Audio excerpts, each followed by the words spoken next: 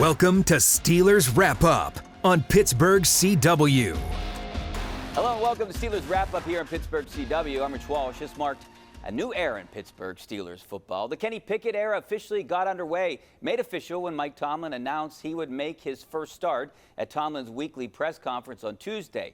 We'll get into what Coach Tomlin, Pickett, and his teammates all had to say later in the show. But first, let's take a look back on the sights and sounds from last week's game against the New York Jets.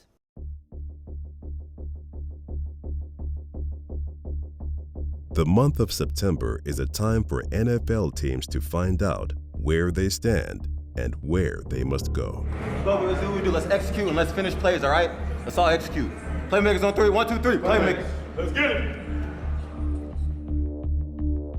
The Steelers have had their fair share of ups and downs to begin the 2022 campaign, but they have another test in the form of the New York Jets to close out the first quarter of the season. What's your will today?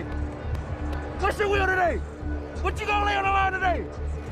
We have nothing less today. There is no tomorrow. We gotta have today to get back on pace. Let's do this. As the autumn breeze moves in, the road is still unclear, but the journey will be revealing as the Steelers have their next opportunity to uncover their path.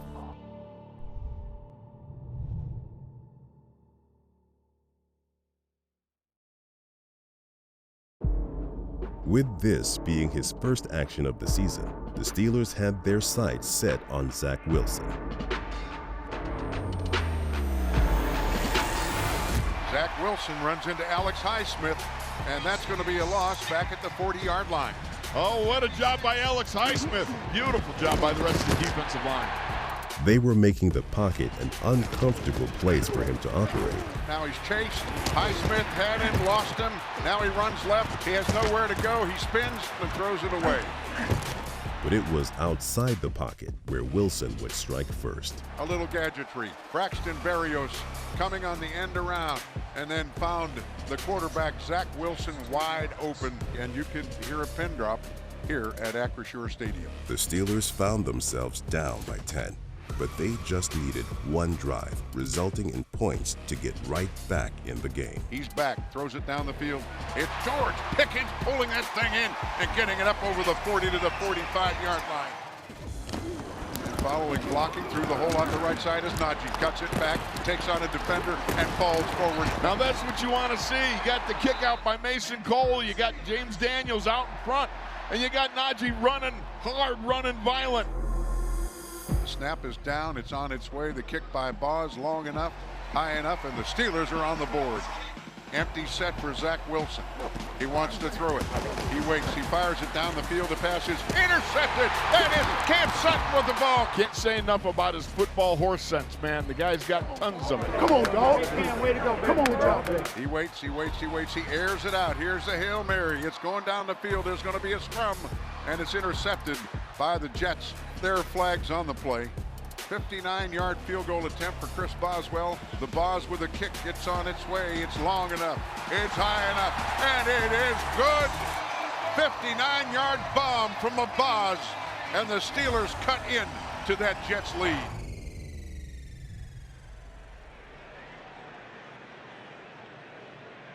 Well, guys, just something to keep an eye on. Kenny Pickett came out with quarterback coach Mike Sullivan when the specialists came out. Well, here we go, folks. Kenny Pickett on the field for the first time in regular season play. Now we see Pickett in the gun at the 49-yard line of the Jets. First down. Play action fake. Bootleg right. He wants to throw it. He throws it long down the field. Double coverage. Chase Claypool. The ball was tipped and intercepted by the Jets. Jordan Whitehead said thank you. Kenny Pickett's introduction into the NFL wasn't exactly what he was looking for, but the takeaway from his former teammate was redeemed by a new one. Zach Wilson in the gun. He's back. Pocket collapses. He throws a pass. It's intercepted on the tip. Minka to the 10, the 5, and he's run out of bounds inside the 10-yard line. Off the hands of Tomlin into the hands of Minka. Where's the Minka magic? Right there is the Minka magic. You seen it? You seen it? Stop playing! Come on. It's up to the offense. Now, you got to come through. Cannot lose steam here. Pickett, second effort, he's in! Second effort got Pickett into the end zone for his first career touchdown. And the Steelers have forged ahead. Kenny Pickett, how sweet it is, baby. Quarterback sneak, I love it. Just put your shoulder down, push, and shove, and get yourself in the end zone. Let's go put a drive together. Let's go, baby. Hey, let's put one together. We got to put one together. Let's go. Start. Shotgun snap for Pickett. Play action fake, rolls left, throws it on the run. Diving grab at the 30-yard line by the Muth, Pat Freiermuth. Throws the pass on the near sideline. A toe dance by George Pickens. Pickett to Pickens. I couldn't wait to say that. Back, big rush. Over the middle, Freiermuth. Down inside the 5. First and goal at the 2-yard line. Oh, and you got Kenny Pickett sitting right in the pocket, throwing that ball to Freiermuth and taking a shot from Quinnen Williams. Didn't bug him all. No, because he's Pittsburgh tough. Play full jet motion, play action fake. Pickett's going to run, get to the goal line, touchdown Pittsburgh. Kenny Pickett, his second of the game, second of his career, and the Steelers open up a little breathing room. He had the option of pitching it, but Kenny says, no, I'm going to deliver the mail myself. Boy, oh boy, this crowd is alive. They are enjoying watching Kenny Pickett start his career. The Steelers flipped a double-digit deficit into a 10-point lead. But Wilson and the Jets were not out of the fight yet. Looks, fires, touchdown. Wide open from the slot is Corey Davis. Start. Pickett back. He's going to throw the near side pass. It's tipped on the interception, and the Jets have life. Brees Hall, the running back, gets the call. Goes in. The ball came out at the goal line. Who has it? He said he broke the plane, according to the referee, and that ends it at Acrisure Stadium. Close but no cigar. The Steelers fall to 1-3 and have to travel to Buffalo. So the fans got one of their wishes last week. Despite the Steelers taking the loss at home, the Pittsburgh natives did get to see Kenny Pickett make his debut, and the Steelers offense did look more productive while he was in the game. When he played in the second half, they scored more points, totaled more yards, and had a much better yards per play average. But those 3 interceptions eventually did lead to the Jets scoring 2 fourth-quarter touchdowns to escape with the win. When we come back here in Steelers Wrap-Up, we'll go inside the locker room to find out what Pickett and his teammates had to say about the former first-round pick making his first NFL start. Welcome back to Steelers Wrap-Up on Pittsburgh CW. Welcome back to Steelers Wrap-Up. I'm Rich Walsh. On Tuesday, head coach Mike Tomlin made it official. What most assumed what would happen, that Kenny Pickett would be the Steelers starting quarterback when the team plays up in Buffalo on Sunday. Here's how it all went down. When you make a quarterback change, you're really sensitive to that component of it, because I don't want to dump the responsibility of what transpired at Mitch's feet. That's not fair to him. He's played better than that description, but we haven't. And so in an effort to be better, in an effort to score more points, in an effort to move the ball more fluidly, we decided to go to Kenny in the hopes that he would provide a spark for us. We have no reservations about what Kenny is going to be capable of in terms of our schematics. So after Coach Tomlin made it official on Tuesday, I ventured into the locker room to gauge the mood of the players, starting with the man himself on Wednesday afternoon. Going from no reps to now getting reps, and haven't had a lot of time with these guys, so this is real valuable time for me and for them, just, for all of us to get on the same page. It's the attitude in which you go about it. You guys, everyone else thinks we're underdogs, but we don't, so, we're going to go in there with some confidence. We know how great we can be when we're detailed and we execute at a high level, so that's something that we need to take care of, during the week, or we won't have a shot. So it's the details, it's the little things. Guys run at the right depth. I got to be on time, give a great ball. They'll make the plays. The line will protect. They've been doing an unbelievable job all year. So I have a ton of confidence in those guys. So it's really everyone doing their 111, and we'll be okay. I think we always want to continue to make shots and try and be the aggressor. And I think with Kenny in there, we were able to be the aggressor. Obviously, some mistakes are going to happen, and some tip balls and all that kind of stuff. But we have to continue to work past that and be there for Kenny. He plays with swagger. When he comes in the huddle, he demands huddle up, come in, listen. Basically, it's just everybody respects him. Basically, he's a great player. He's young. He's going to continue to learn and develop. Yeah, Kenny does a great job, especially for a young quarterback. Just commanding the huddle. You know, he comes up there with a sense of urgency, and guys are listening to him, and that's really respectable, especially for me on quarterback. You don't see that a whole lot with younger quarterbacks, and for him to have that maturity is huge. You always want to make plays for the quarterbacks, you know, especially when they, you know, like you want them to give you a chance and you want to give them a chance, so that works both ways. It was pretty apparent even on the field on Sunday that Pickett's teammates were pumped up to see the young QB make his debut, and that enthusiasm obviously carried over into interview sessions during the week. We'll see how well that enthusiasm carries over to actual improved play on offense here in less than 48 hours up in Buffalo. Coming up, former Steeler Merril Hoge has some insight in his latest edition of his playbook. Welcome back to Steelers Wrap Up on Pittsburgh CW. Welcome back to Steelers Wrap Up. I'm Rich Walsh. We'll let Merril Hoge take it over from here in his latest edition of his playbook.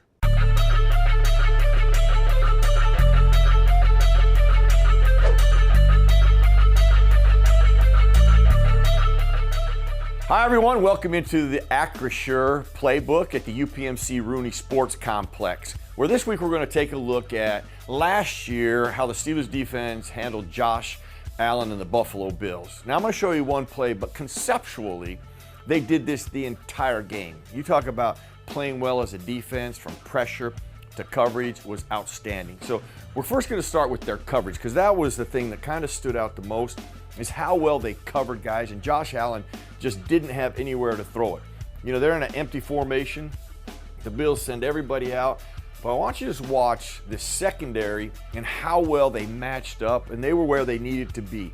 That's one step that you got to have before we get to the pressure that they put on Josh Allen. So as we snap the ball, you'll see when everybody gets to the depth of their drop, Josh Allen gets to the depth of his drop, really there's nowhere to throw the football. We'll get to what they do up front here in a second. You know, from a coverage aspect, you know, really the only guy that he has is this flat right here, but this is where the Steelers are so good. Your corner's in perfect position this way. Great coverage here. Right here. Safeties are great. Depth. Everybody was outstanding from a coverage aspect. This happened actually a majority of the game. So they were terrific on the back end, that we call it. Josh Allen doesn't really have anywhere to throw the football. Now, he does try to make a throw. It's incomplete because it has to be a really tight stick throw. But this is the other element I thought they were outstanding. From a pressure aspect, I never saw them bring 5 guys. That doesn't mean they blitz, because this is a form of a blitz. But they did this. They moved guys around. They had guys standing, looking like they're coming, and then entering the box, leaving the box. So they made a lot of confusion and they moved a lot. And that is really important because it challenges these guys up front here. You know, which way are we going to slide? Who are we going to block? So they made it very tough on them initially. So as we snap it or get to the ball, see how they just shifted? Now, this is important. Highsmith is going to be a guy they want to take care of. Well, in this particular situation, that's exactly what they do. They're going to slide this way. Now what happens, and then they're really only going to bring 3 other guys from here. So they only bring 4 guys total, but they attack the 2 side versus the 3 side. And let me show you what happens as they snap the ball. Once we snap the ball, Highsmith leaves. Now that's really important. So he vacates the box. You now have the slide going his way, and all you're doing is blocking 1 guy. And here's the stunt slash, you know, the pressure of it all. A great job here. You're gonna have somebody come up off the slot here, and then you're looping around. So you got 3 guys attacking these 2 guys. So it's a blitz pressure, but with only 4 guys. That's really important, because trying to get Josh Allen, not giving him an escape route, getting pressure on him so he throws the football, and we've already seen how great it is on the back end. That combination played for probably the best defense I saw all year against the Buffalo Bills. Schematically, they were outstanding, and then they executed it perfectly. They'll go back and look at this game. They're going to look at the things that they did well. If they can mirror those things, boy, I will tell you this, they have a very good shot of doing their spot or their job as far as defensively and helping them win this game. Thanks, Merril. Now that the Steelers have named a new starting quarterback, they're looking ahead to a huge challenge up in Buffalo. Hannah Mears takes a look at what lies ahead on Sunday. The Pittsburgh Steelers will take on the Buffalo Bills in Week 5 of the 2022 NFL regular season on the road in Highmark Stadium. Since 1970, these two teams have played a total of 28 games, with Pittsburgh leading the series 17-11. The most recent matchup was a thriller. The Steelers won the 2021 regular season opener after a special teams blocked punt turned into a fourth-quarter touchdown. The coaching matchup also adds to the history in this one. Mike Tomlin and Sean McDermott were college teammates at William & Mary University. Now, they combine for over 40 years of coaching experience. The Steelers will line up against Bills quarterback Josh Allen, who is proving to be one of the best in the league. In the first 4 games this season, he's completed over 67% of his throws and passed for over 1,200 yards and 10 touchdowns. As for your Pittsburgh Steelers, the rookie first-round draft pick, Kenny Pickett, will start in his first game. Last week against the Jets, Pickett became the first quarterback in NFL history to rush for 2 touchdowns in a debut. This Sunday, it's the Steelers at the Bills, kicking off at 1 p.m. Thanks, Hannah. The Steelers certainly have their work cut out for them on Sunday, specifically on defense when facing Josh Allen. Check out these stats. Allen actually has more yardage and touchdowns than 4 NFL teams, including the Steelers. He's accounted for over 1,400 combined passing and rushing yards. That yardage, along with his 8 total touchdowns, are more than the Bears, Steelers, 49ers, and Giants have garnered as their team totals so far this season. Coming up, we'll go back to Hannah Mears, who will take us up into the Allegheny Valley for a look at the Steelers high school football playbook game of the week between Mars and Highlands. Stick around. Welcome back to Steelers Wrap Up on Pittsburgh CW. The Steelers have long been a big supporter of local youth football, specifically in the WPIAL. Our Hannah Mears travels around Western Pennsylvania to feature some of the top games all year long. And last week, she was joined by a familiar face. Check it out.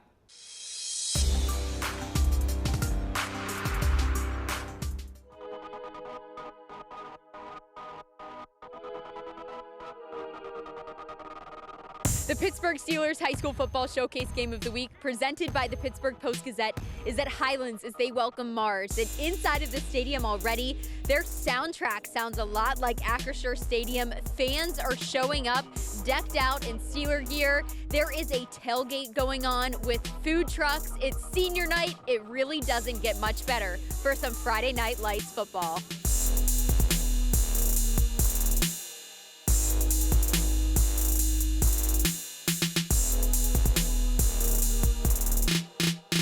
I don't know about you, but these high school football games just keep getting crazier. When I was playing high school football, it was like nobody showed up, right? Nobody even knew where the stadium was. Now you come here and you got helicopters, you got jets flying over the head, right?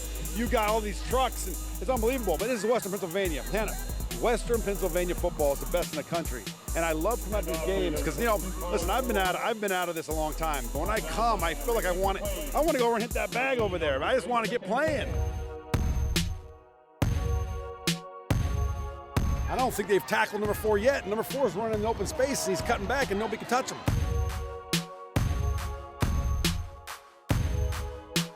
Pittsburgh, the Steelers nation, is everywhere. And Western PA, they love the Steelers.